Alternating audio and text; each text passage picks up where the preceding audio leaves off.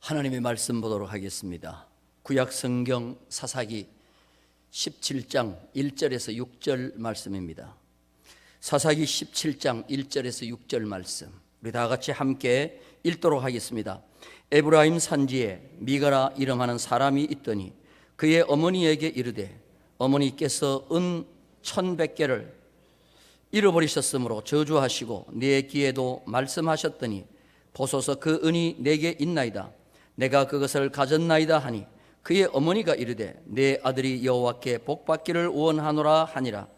미가가 은 1,100을 그의 어머니에게 도로 주매, 그의 어머니가 이르되, 내가 내 아들을 위하여 한 신상을 새기며 한 신상을 부어 만들기 위해 내 손에서 이 은을 여호와께 거룩히 드리노라. 그러므로 내가 이제 이 은을 내게 도로 주리라.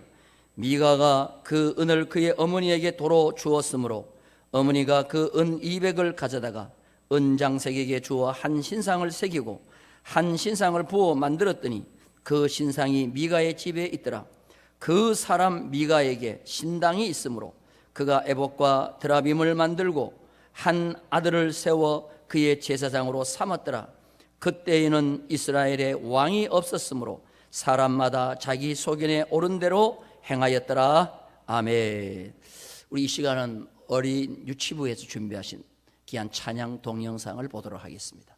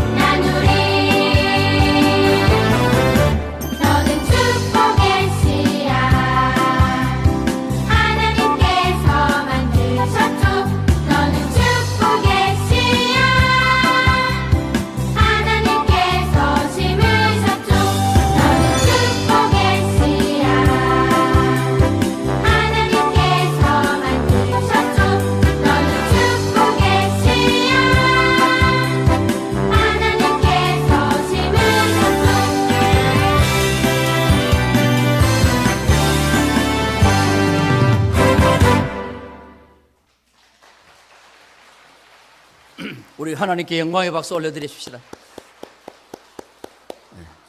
꽃 중에 제일 아름다운 꽃은 어린이 같아요. 오늘 어린이 주일입니다. 눈을 떠야 보이는 사람이 있고요, 눈을 감아도 보이는 사람이 있어요. 사랑스럽고 가깝고 친한 사람은 눈을 감아도 보입니다. 우리 성도님들도 서로 눈을 감아도 보이는 분인 줄로 믿습니다. 우리 좌우에 계시는 분하고 인사하십시다. 잘 오셨습니다. 당신은 눈을 감아도 보이는 분입니다. 저는 오늘 어린이 주일을 맞이해서 사사시대에 있었던 한 가정을 소개하려고 합니다. 이 가정은 실패한 가정입니다. 그런데 이 시대와 너무나도 닮았습니다. 그래서 우리는 실패를 보면서 다시 한번 우리의 삶을 반성하고 또 회개하고 새로운 각오를 가지게 될 때 또한 오늘 이 성경에 기록된 목적을 우리가 우리의 삶을 통하여 이루는 것인 줄로 믿습니다. 사사기에 보면은 12명의 사사가 등장이 됩니다. 6명을 대사사라고 합니다. 아주 내용도 많고 그 다음에 기적과 능력을 많이 소개하고 있습니다. 그 대신 6명은 소사사입니다. 그냥 짤막하게 뭐 태어나서 그냥 죽었다 이렇게 소개하는 그런 사사도 있습니다. 12명의 사사를 소개하는 것은 구약의 대표적인 특징이 12지파가 있었는가 하면 어떻게 보면은 또한 그런 12지파의 지도자들이 이스라엘을 세웠는가 하면 또 12사사들을 통해서 보면 나라가 순 엉망이 되는 것도 볼 수가 있습니다. 그런데 이 사사기서를 보면 그 12명의 사사를 16장까지 소개함으로 끝납니다. 그래서 삼손이 마지막 사사죠. 우리는 삼손을 잘 알고 있습니다. 그러면 사사기로 끝이 나야 되는데 17장부터 21장까지 무려 4장을 그대로 또 소개하고 있어요. 이걸 사사기의 부록이라고 그렇게 합니다. 그러면 거기에 중요한 2가지의 사건이 기록되어 있는데 그게 뭐냐 하면 하나는 미가라라고 하는 집안에 대한 우상 숭배를 그대로 소개해 주고 있고 한 가지 사건은 사사기 제일 마지막에 나오는 사건인데 입에 담기조차 거북한 사람의 시체를 토막내는 사건이에요. 이게 너무 끔찍하고 잔인한 사건인데 사사시대에 소개하고 있습니다. 그러면 사사시대에 왜 이렇게 우상숭배가 심하고 사람이 잔인할 만큼 잔인한가? 그 이유를 성경은 그대로 소개하고 있습니다. 오늘 우리 읽은 말씀 제일 마지막 절인데요, 우리 다시 한번 보도록 하겠습니다. 사사기 17장 6절입니다. 시작. 그때에는 이스라엘에 왕이 없었으므로 사람마다 자기 소견에 옳은 대로 행하였더라. 여러분, 그때 이스라엘에 왕이 없었다. 근데 눈에 보이는 인간이 세운 왕은 없었지만 만왕의 왕이신 하나님은 분명히 살아계시는 줄로 믿습니다. 근데 그들은 하나님을 왕으로 인정하지 않고 하나님의 소견은 안중에도 없고 자기 멋대로 사는 그런 삶을 사사시대는 살았습니다. 그 대표적인 가정이 누구냐면 미가의 가정이에요. 그래서 오늘 말씀의 제목이 자기 멋대로 사는 세상입니다. 다시 말해서 하나님을 섬기는 하나님의 거룩한 제사장 나라라고 하지만 그들의 삶을 깊숙이 들여다보면 하나님은 안중에 없습니다. 자기 하고 싶은 대로 자기 멋대로 사는 세상, 자기 멋대로 사는 가정이었습니다. 그런 가정은 하나님께서 다 버리시고 마는 거예요. 우리는 하나님이 함께하는 하나님의 뜻대로 사는 가정들을 이끌어가는 우리 5월 한 달 되시고 우리 모든 충무교회 성도들의 가정이 되시기를 주님의 이름으로 축원합니다. 오늘 17장 사사기서의 부록 시작을 이렇게 시작하고 있습니다. 자, 우리 1절 말씀 다 같이 한번 보겠습니다. 에브라임 산지에 미가라 이름하는 사람이 있더니 그렇습니다. 여러분, 에브라임 산지로부터 시작됩니다. 한번 따라서 합시다. 에브라임 산지. 여러분, 이 에브라임 산지, 에브라임, 여러분 이거 아주 중요한 겁니다. 에브라임은 지파도 중요하고 그 지파가 차지한 에브라임 산지도 대단히 중요합니다. 오늘날로 쉽게 얘기하면 서울이라는 거예요. 수도가 에브라임 산지에 있습니다. 가나안 땅을 차지하기 위해서 모세의 뒤를 이어 여호수아가 이제 군대를 데리고 가나안 땅을 정복해 갑니다. 그럼 여호수아가 어느 지파 사람입니까? 그렇죠. 에브라임이죠. 그러니까 여호수아가 지도자면서 에브라임 지파다 보니까 손이 안으로 굳게 돼 있어요. 그래서 에브라임 지파를 이 가나안 땅 정중앙에, 물론 제비 뽑아서 차지했지만 정중앙에 위치하고 수도를 실로에 정합니다. 한번 따라서 실로. 실로라는 곳에 수도를 정하고 거기에 성막을 갖다가 앉혀놓습니다. 여기가 이스라엘의 중심이 되는 것이죠. 그런데 그 에브라임 산지에 이 중요한 수도와 같은 곳에 이 얼마나 중요하냐 하면은 여기에 대제사장 아론의 자손들이 죽으면 다른 데 묻지 않아요. 이 에브라임 산지에다가 묻고 여호수아도 죽어서 여기 묻히게 됩니다. 자, 우리 성경 한번 보겠습니다. 사사기 2장 8절이에요. 다 같이 시작. 여호와의 종 눈의 아들 여호수아가 110세의 죽음에 무리가 그의 기업의 경내 어디예요?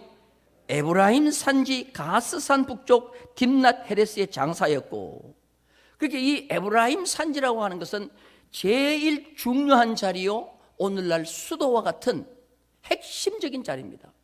근데 거기에 하나님을 섬기고 하나님을 잘 경외하는 가정이 살았으면 좋을 텐데, 미가라고 하는 가정이 있었는데 그 가정은 하나님을 잘 섬기지 못했다는 거예요. 자, 거기 보니까 그냥 미가가 살았다 이렇게 하지 않고 미가라 이름하는 사람이 살았다 그랬어요. 그럼 그 이름이 중요하다는 거예요. 미가의 뜻이 뭐냐 하면, 미가는 여호와 같은 자 누구냐? 한번 따라서 합시다. 여호와와 같은 자 누구냐? 그럼 이 말은 여호와가 그 누구보다도 뭐예요? 비교할 수 없을 정도로 위대하시다는 신앙 고백인 줄로 믿습니다. 여호와 같은 자가 없다는 거예요. 여호와 같은 자 누구냐? 이게 미가라는 뜻이에요. 이 신앙은 그때 당시 대단히 중요한 신앙입니다. 다윗이 믿음이 얼마나 좋습니까? 그런데 시편에 보면 다윗은 꼭 미가의 신앙 고백과 똑같은 이름 같은 신앙 고백을 합니다. 자, 우리 성경 한번 보겠습니다. 시편 35편 10절 다 같이 읽겠습니다. 시작. 내 모든 뼈가 이르기를 여호와와 같은 이가 누구냐? 그는 가난한 자를 그보다 강한 자에게서 건지시고 가난하고 궁핍한 자를 노력하는 자에게서 건지시는 이라 하리로다. 이 시가 누구시냐? 다윗의 시라는 거예요. 다윗의 신앙 고백은 뭐냐? 이 세상에 그 누구도 여호와와 같은 자가 없다는 거예요. 오늘 이 신앙 고백이 우리의 신앙 고백 되기를 주님의 이름으로 축원합니다. 그러니까 이 사사시대에 미가도 다윗 같은 신앙관을 가지고 여호와와 같은 자는 누구냐라고 이름을 지은 것이 미가라 이름하는 사람이 살았다는 거예요. 그러면 여러분들 이렇게 이름을 지으면 신앙생활 잘 해야 되겠어요? 못 해야 되겠어요? 이름답게 해야죠. 이름답게. 오늘날 사람들이 이름은 얼마나 잘 짓는지 몰라요. 저희 교회는 요한이라는 이름이 있습니까? 요한이? 제가 서울에서 교육전도사 생활할 때입니다. 행당동에서.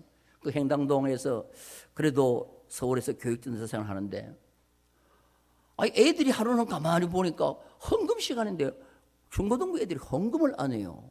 그래서 불렀어요. 야, 너희들 왜 오늘 헌금 안 하냐? 그랬더니 저희 헌금 했는데요 그래요. 누구한테 했어? 그러니까 목사님 아들에게 다 했습니다. 목사님 아들이 그때 이름이 뭐냐? 요한이요.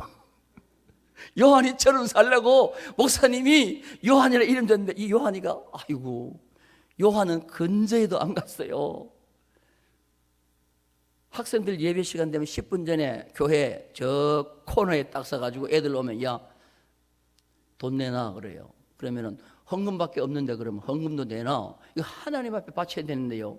나 요한이야. 요한한테 먼저 바쳐 하고는, 여러분 세상에 이름대로 살면 얼마나 좋겠어요. 이름 나쁘게 짓는 사람 별로 없어요. 다 이름을 좋게 짓습니다. 미가, 여호와 같은 자 누구냐? 그런데 이름은 하나의 그림의 떡이었어요. 이름대로 살지 못합니다.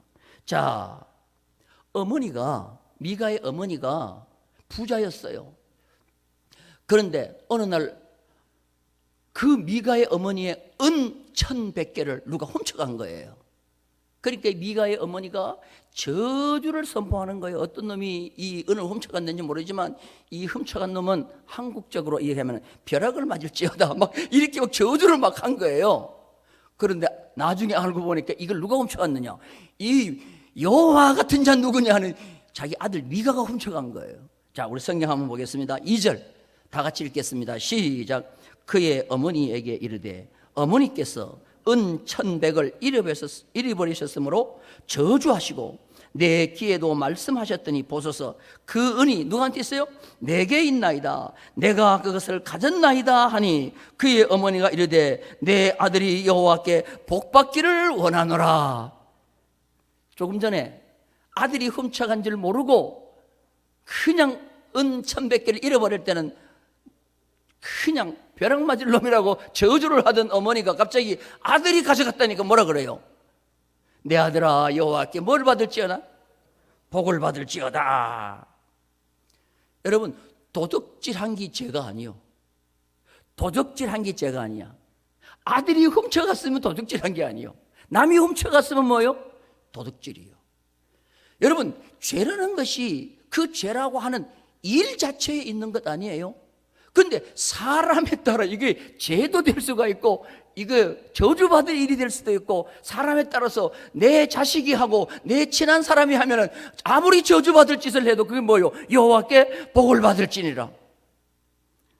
오늘날로 말하면 무슨 말과 똑같아요? 내가 하면, 남이 하면, 그렇죠.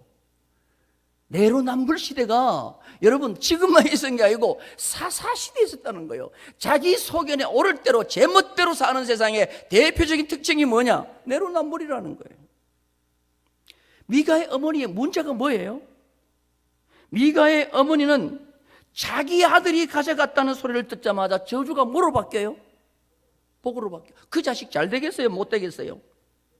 안 되죠. 절대로 안 되죠. 이 시대가 사사시대의 대표적인 특징이라는 거죠. 그러니까 사사를 다 소개하고 난 뒤에 이 두 사건을 사사기 마지막에 부록으로 넣으면서 그 시대를 우리가 다시 한번 조명할 수 있도록, 우리에게 볼 수 있도록 기록한 것입니다. 내가 하고 나와 관계된 자가 하면, 내가 하거나 나와 관계된 자가 하면 아무리 나쁜 일도 좋게 보는 거예요. 여러분, 그런 경우가 있어요, 없어요? 하나님의 몸된 교회도 지금 분명히 잘못된 일이야. 그런데 내 자식이 하네, 또 내 아주 친한 사람이 하네, 나와 관계된 자가 하네, 교회를 허물어뜨리는 일을 해도 칭찬하는 거예요. 이게 사사시대라는 거죠. 아무리 복음적이고 아무리 하나님이 기뻐하신 일을 하는데도 눈도 하나 깜짝거리지 않고 협조하지 않아요. 왜? 내가 하기 싫다는 거죠. 내가 하기 싫은 사람이, 내가 싫은 사람이 그걸 한다는 거죠. 협조 안 하는 거죠. 여러분, 일의 좋고 나쁨이 일 자체에 있는 것이 아니고 사람에게 있는 거죠. 이게 바로 뭐냐면 사사시대의 대표적인 특징이에요. 선악의 기준이 하나님의 말씀에 근거한 행위에 있지 아니하고 그것이 사람에 따라서 선악이 결정되는 것. 이게 대표적인 인본주의 아닙니까? 이 시대가 사사시대라는 거죠. 그래서 아들에게 은 1,100개를 다시 돌려받은 미가의 어머니가 그때 하는 일이 뭐냐? 그냥 자식을 혼내주면서 뭐 하나님 앞에 이걸 참말로 이걸 해야 될 텐데 우상을 또 만들어버리는 거예요. 자, 우리 성경 한번 보겠습니다. 3절 우리 다 같이 읽겠습니다. 시작. 그의 어머니가 이르되 내가 내 아들을 위하여 한 신상을 새기고 한 신상을 부어 만들기 위해 내 손에서 이 은을 누구한테 드려요? 여호와께 거룩히 드리노라. 그러므로 내가 이제 이 은을 내게 도로 주리라. 여기 보면 말도 안 되는 소리가 참 많이 있어요. 자, 아들이 복을 받게 하기 위해서, 이 도둑놈 아들이 복을 받기 위해서 책망을 하고 그냥 말씀으로 가르쳐야 되는데 그게 없어요. 이 아들이 복 받는 길이라고 하면 우상까지 만드는 거예요. 그래서 여기 보면 한 신상을 새기며 한 신상을 부어 만들었다. 이게 새기며 부어 만들었다는 말이 출애굽기 32장에 보면 아론이 광야에서 금송아지를 만들 때 새겨 만들었다는 말과 똑같습니다. 하나님은 분명히 신상을 새기거나 부어 만들지 말라고 분명히 말씀했습니다. 출애굽기 34장 17절에 보니까 너는 신상을 부어 만들지 말지니라 그랬습니다. 근데 미가의 어머니는 자식이 잘 되기를 바라는 마음으로 우상을 부어 만들고 새겨서 만들었다는 거예요. 그런데 그 우상을 만들면서 이 은을 여호와께 거룩히 드리노라 그랬습니다. 여러분, 우상한테 드리면서 무슨 이걸 여호와께 거룩히 드리는 것이 됩니까? 이것이 제 멋대로 사는, 여호와를 섬기는, 제 멋대로 여호와를 섬기는 사사시대의 특징인 것입니다. 이런 신앙을 종교 혼합주의라고 합니다. 이런 신앙을 종교 열광주의라고 합니다. 한번 따라서 다 종교 혼합주의, 종교 열광주의. 종교에 대한 열정은 대단하다는 거예요. 종교에 대한 열정은 누구보다도 대단하다는 거예요. 그런데 그 열정이 하나님을 위한 것이 아니에요. 결과적으로는 내 자신과 내 자신의 욕망과 내 자신의 욕심과 내 자녀들의 잘됨만을 위한 신앙생활이라는 거죠. 물론 우리가 신앙생활을 하는 것은 내 자신이 하나님 앞에 복을 받고 내 자녀들 잘 되는 것이, 그걸 위한 것은 사실이에요. 그런데 그것이 제일 목적이 되면 안 되고 그것을 위하여 하나님의 말씀을 변질시켜서는 안 된다는 거죠. 할렐루야. 그런데 오늘날 우리가 종교 열광주의가 되고 종교 혼합주의자가 되면 그 열정이 너무 지나쳐서 하나님의 말씀을 이탈해서라도 무엇인가를 자꾸 하려고 하는 거예요. 하나님의 계명을 어겨서라도 무언가 내 욕심을 채우려고 하는 것. 이게 바로 뭐냐면은 종교 혼합주의, 종교 열광주의라는 것입니다. 이것은 순수한 신앙이라고 할 수가 없고 이것을 종교인이라고 얘기하는 거예요. 자식이 우상입니다. 자식을 신앙으로 양육을 해야 될 텐데 그게 아니에요. 우상이라는 거예요. 특히 우리 민족의 이 성격이, 이 특징이 강합니다. 저는 5월 가정의 달이 되고 어버이 주일이 다가오고 어린이 주일만 되면 참 떠오르는 그 과거에 참 떠오르는 아픔이 있는 한 사건이 생각나요. 이 영화까지 됐잖아요. 공공의 적이라고 하는 그 영화가 된 근거가 된 박한상 군 부모 살해 사건.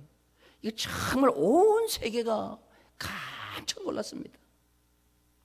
이 94년도예요. 벌써 참 오래됐죠. 27년 전인가요? 강남 부잣집에서 아버지와 어머니를 흉기로 살해하고 그걸 감추기 위해서 불까지 다 방화를 했죠. 그리고 자기 자신은 흔적을 남기지 않기 위해서 벌거벗은 몸으로 그 모든 일들을 다 행했습니다. 그런데 그 사건을 보면서 내가 참 안타까운 것은 그 가정이 장로님 가정이고 권사님 가정이라는 거죠. 너무너무 신앙생활을 열심히 하는 가정이었고 박한상이가 중고등부 때 교회를 열심히 잘 다니고 중2 때는 학생부 회장까지 합니다. 근데 그 아버지가 조금 너무 욕심이 강했어요. 아버지가 장로님인데 아버지의 꿈은 약대를 보내는 거예요. 약대를 보내서 자기 아버지의 과업인 그 약방을 그 큰 약재상을 하는데 그걸 물려받는 거예요. 그런데 한상이는 약대 가기 싫은 거예요. 제일 자기가 좋은 게 뭐냐면은 자동차 수리하는 거예요. 자동차 고치고 튜닝하는 건데 그러면 그걸로 가게 하면 될 텐데 꼭 아버지의 소원을 이루려고 하는 거예요. 결국은 공부를 안 하니까 강북에서 강남으로 이사를 갑니다. 강북에서 강남으로 이사를 가면서 교회를 못 가게 만드는 거죠. 그 강남으로 가가지고 그때 현대고등학교를 다녔다는데 얼마나 좋은 학교입니까? 근데 안 되는 거예요. 결국은 유학을 보냈지만 유학 가서 그냥 옆길로 새버립니다. 그리고 다시 돌아왔는데 빚만 지고 아버지의 말씀 안 듣고 아버지와 어머니가 막 저주하고 딱 한마디 했어요. 너 이렇게 살려면 호적을 파거라. 여러분 이거 호적 파거라는 소리 자주 하지 마세요. 제2의 한상이가 나올 수도 있어요. 그러니까 얘가 그냥 분노한 거예요. 물론 아버지의 100억대 유산도 자기가 받을 욕심도 있었지만 그러나 그 한마디에 격분해서 결국은 부모를 살해합니다. 잔인하게 살해합니다. 자녀가 부모의 욕망을 채우는 도구는 절대로 아닌 것을 알아야 돼요.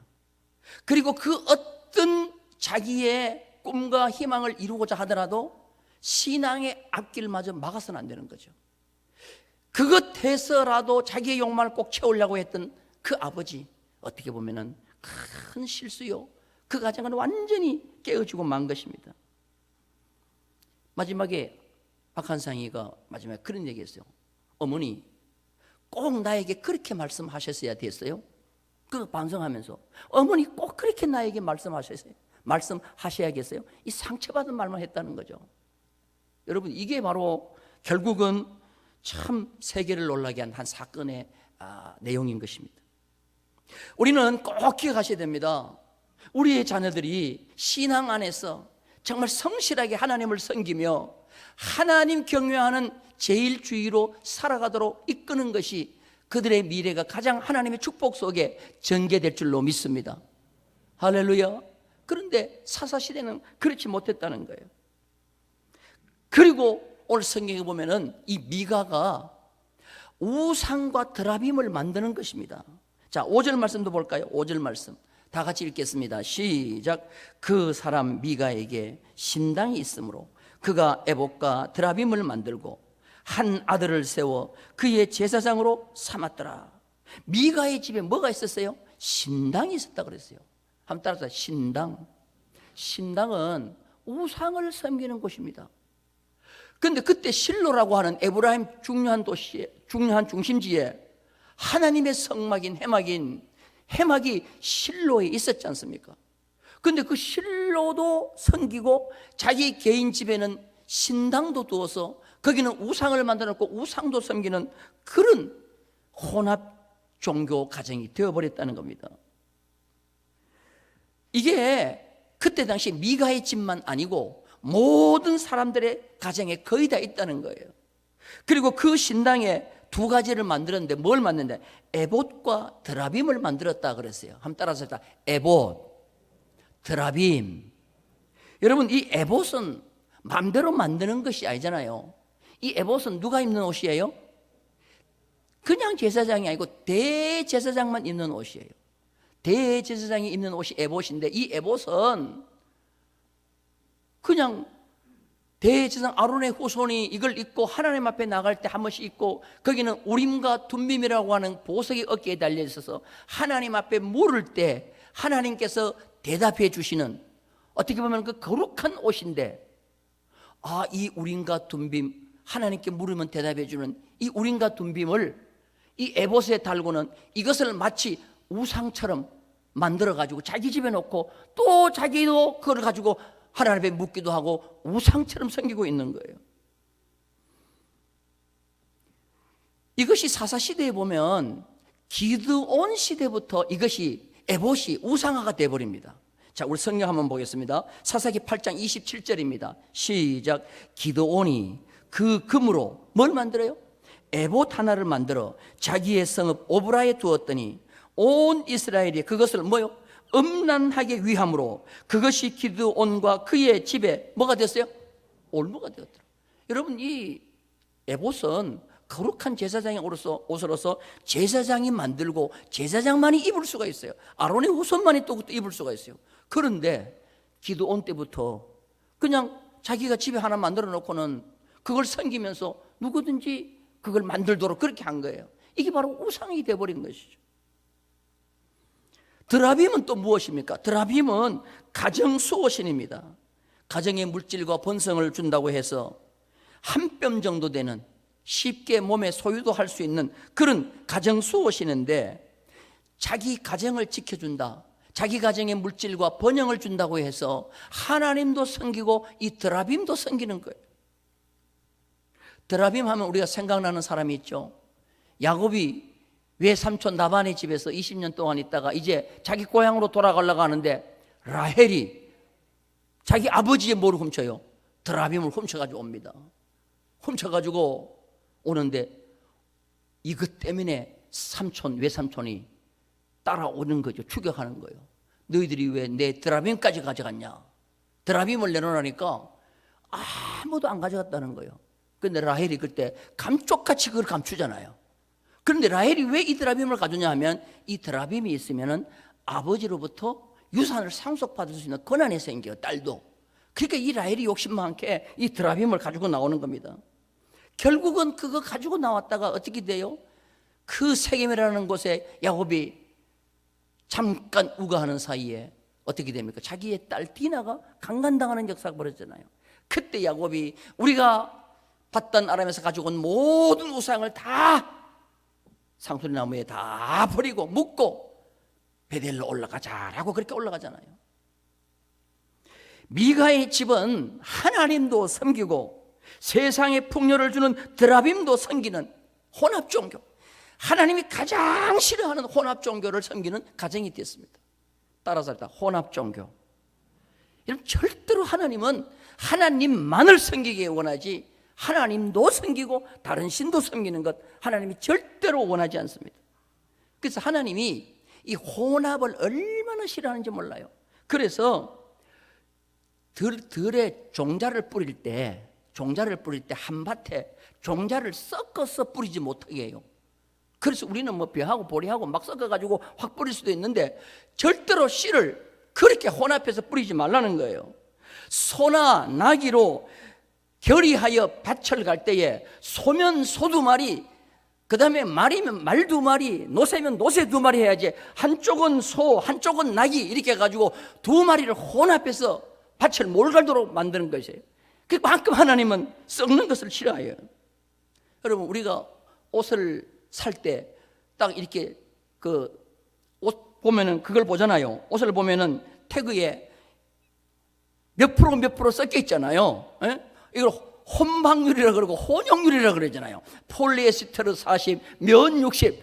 구약에는 이거 입으면 안 되는 거예요. 순수하게 100%만 입어야 돼요. 폴리에스테르 100%면 폴리엘 100%, 면 100이면 면 100.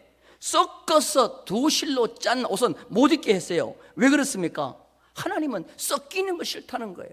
혼합을 싫어하는 거예요. 혼방, 지금 입는 것이지 옛날에는 그거 못 입게 만들었습니다. 왜 하나님은 이렇게까지 순수한 걸 좋아하십니까? 하나님만 섬기도록 하기 위해서. 그런데 사사시대는 그게 아니에요.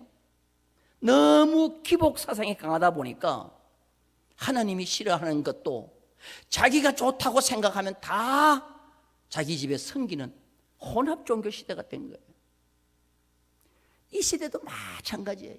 우리가 하나님을 순수하게 섬긴다고 하지만 하나님도 섬기지만 물질을 얼마나 하나님 이상으로 섬기는지 몰라요.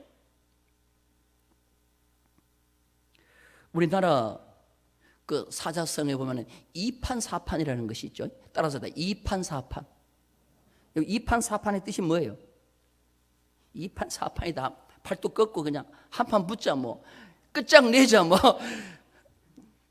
그런데 2판 4판이라는 것은 우리나라가 이제 고려가 무너지고 2조 조선시대가 되면서 고려는 불교를 숭상했지만 2조 시대는 불교를 억제하고 유교를 숭상했잖아요. 그러다 보니까 하루아침에 이 승려들이 그냥 하류 계급이 된 거예요. 조선시대가 되면서. 그래서 승려에는 두 종류가 있어요. 두 종류가. 이판승이 있고 사판승이 있어요. 이판승은 뭐냐 하면은 나는 하류 계급의 승려가 되더라도 저 깊은 산속에 들어가서 오직 불경을 외우면서 이 교리에 정진하여 가난하면서도 나는 불교를 열심히 섬기겠다. 이게 이판승이에요. 이판승. 그런데 사판승은 뭐냐? 사판은 나는 그렇게는 못하겠다. 나는 나가서 돈을 벌어야 되겠다 해가지고 중인데도 나가가지고 일을 해가지고 돈을 벌어가지고 이제 불교를 섬기는 거예요. 이게 사판성이에요. 그래서 이판하고 사판하고 모이면은 싸우는 거야. 이판성, 우리는 가난해도 오직 불경에 전념해야 된다.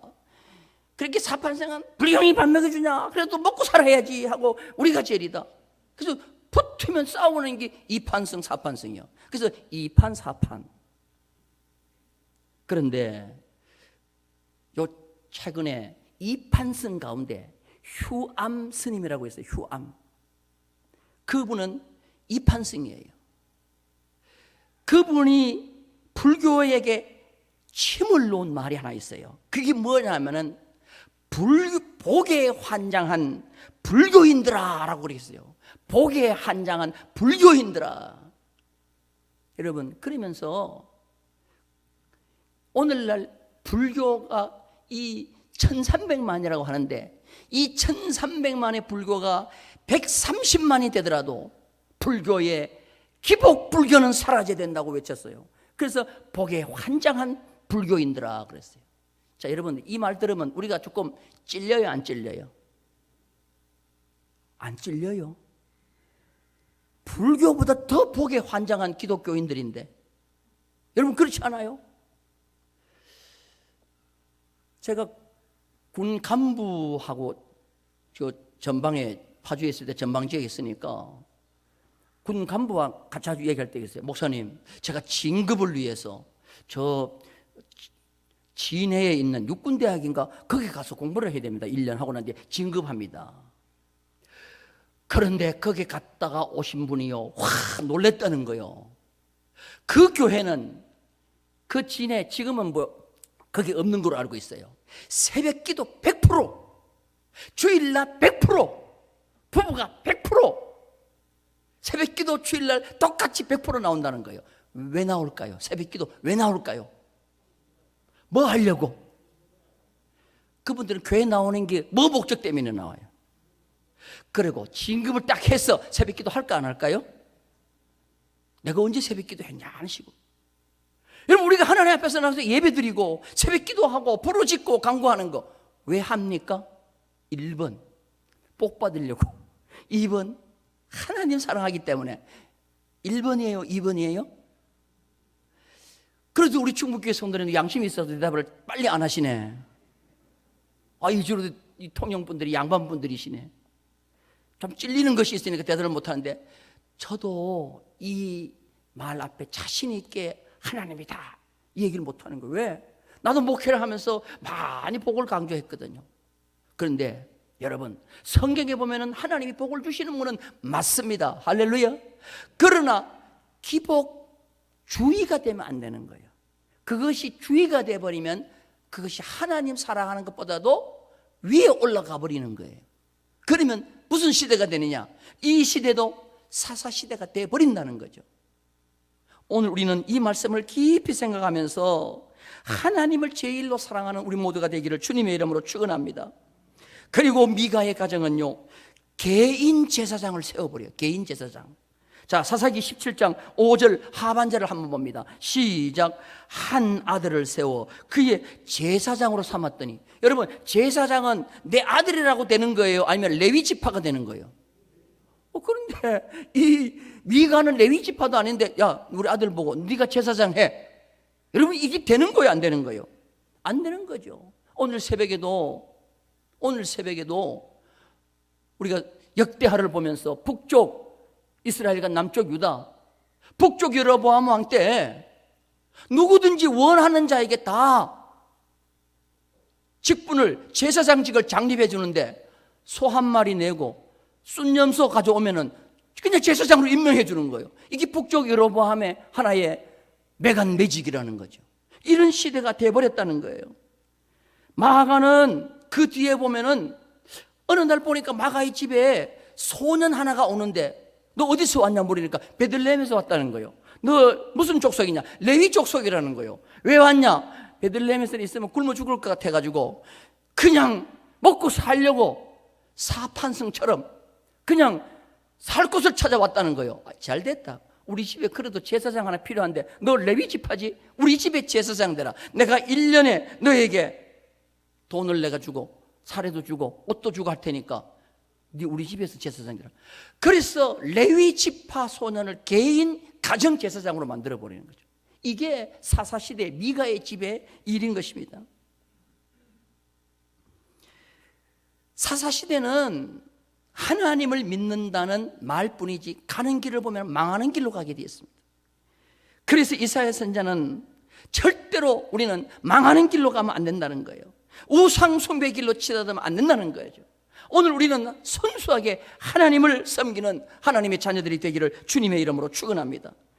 그래서 이사야가 부름받을 때가 우시야 왕 때인데요, 우시야 왕은 남쪽 유다의 최고의 번성할 때 왕이에요. 그런데 우시야가 번성해지니까 대부분 교만해지는 겁니다. 자, 우리 성경 보겠습니다. 이사야 46장 6절입니다. 시작. 사람들이 주머니에서 금을 쏟아내며 은을 저울에 달아 도금장이에게 주고 그것으로 신을 만들게 하고 그것에게 엎드려 뭐 했어요? 여러분, 금을 주신 분이 누구예요? 부자가 되게 하신 분이 누구예요? 하나님이시잖아요. 그럼 하나님 앞에 드려야 될 것을 누구한테 드냐? 은장색에게 주어서 신을 만들고 거기 경배했다 그랬어요. 결국은 우시야 왕이 죽던 그 해에 하나님께서 이사야 선지자를 불러서 하나님의 백성에게 이사야 선지자가 전하는 게 무엇입니까?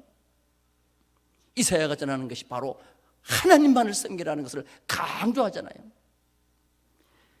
솔로몬 왕도 마찬가지입니다. 솔로몬 왕 이후에 얼마나 남쪽 유다가 번성해지는지 몰라요. 이 우시야는 16살 날에 왕이 되어서 52년 동안 왕으로 있으면서 대국을 이룹니다. 근데 부자가 되니까 교만해지는 거예요. 자, 역대하 26장 16절 말씀 우리 다 같이 한번 보겠습니다. 시작. 그가 강성하여 짐에 그의 마음이 교만하여 악을 행하여 그의 하나님 여호와께 범죄하되 곧 여호와의 성전에 들어가 향단에 분향하려 한지라. 번영이 자기 능력에서 온 줄로 착각하고 자기 마음대로 행동하는 것입니다. 오늘날 이 시대에 인기라든가 유명세라든가 이런 것이 우리에게 우상이 되어서 우리가 세상적인 직위와 건세와 국회의원, 장관 이런 거 좀 더 하려고 뺏지 않아 더 달라고 신앙을 팔아먹는 자가 얼마나 많은지 모릅니다. 차별금지 해야 되죠. 성소유자의 인권 보호해야 되죠. 그렇다고 동성애가 화법이라는 법을 만들어서는 안 된다는 거죠. 오늘날 뉴스에 보면은 여성 인권을 보호해 주는 것 맞죠. 그런데 이제는 자녀들이 자기의 성을, 엄마의 성, 아버지의 성을 선택할 수 있도록 만든다는 거죠.